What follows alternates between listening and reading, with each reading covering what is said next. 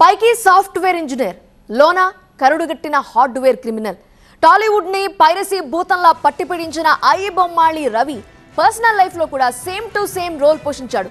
Real life లో ప్రేమించిన అమ్మాయిని వదిలేయటంతో పాటు అటు తండ్రిని గాలి కుదిలేశాడు. పండుటాకులా మారిన తండ్రిని వదిలేసి పైరసీలు చేస్తూ అటు సమాజానికి ఇటు తండ్రికి చెడబుట్టిన కొడుకుగా మారాడు. నా కర్మకోలు ఇలాంటి పిల్లలు పుట్టారు, ఇలాంటి భార్య కర్మ. చూసారుగా, తండ్రి ఒంటరిగా ఏ దిక్కు లేకుండా అలా, కొడుకు మాత్రం జల్సాలు చేస్తూ ఇలా. తండ్రి బతకడానికి నానా అవస్థలు పడుతుంటే కొడుకు మాత్రం మంది మీద పడి బతికేస్తున్నాడు. టాలీవుడ్ ను పైరసీ భూతంలా పట్టి పీడించి వందల సినిమాలు పైరసీ చేసి వేలాది మంది బతుకు తెరువును దెబ్బతీసిన ఈ బద్మాష్ కరో కరో జర జల్సా అంటున్నాడు. ఐబొమ్మ రవి కోట్లు సంపాదించినా తండ్రికి మాత్రం నయా పైసా సాయం చేయలేదు సరికదా. ఎలా ఉన్నావు, తిన్నావా అని ఆప్యాయంగా అడగడం కూడా మానేశాడు. వృద్ధాప్యంలో తండ్రికి తోడుగా ఉండాల్సిన చేతులు సినిమాలు పైరసీ చేయడంలో బిజీగా మారిపోయాయి. Immadi Ravi alias iBomma Ravi piracy kingpin గా మారిన ఓ సాఫ్ట్వేర్ ఇంజనీర్. సొంతూరు విశాఖపట్నం. ముంబై యూనివర్సిటీలో ఎంబీఏ చదివి హైదరాబాద్ లో సాఫ్ట్వేర్ కంపెనీ ఏర్పాటు చేశాడు. ఐబొమ్మ రవి తండ్రి చిన్న అప్పారావు విశాఖలో ఒంటరిగా జీవిస్తున్నారు. ఓపిక ఉంటే వండుకోవడం లేదా బయట తెచ్చుకొని తినడం, అది కూడా కుదరకపోతే పస్తులుండడం. ఈ పండుటాకుకు రాలిపోయే దశలో ఇంత దురవస్థ పట్టించాడు తనయుడు. రవి తన బాగోగులను పట్టించుకోడంటున్నారు అప్పారావు. తనకు వచ్చే పెన్షన్ తోనే బతుకుబండి లాగిస్తున్నానన్నారు ఆయన. నా మటు నేను ఇక్కడ ఏదో బతుకుతున్నాను, నాకు ఇంకా రెండో ప్రపంచం లేదు.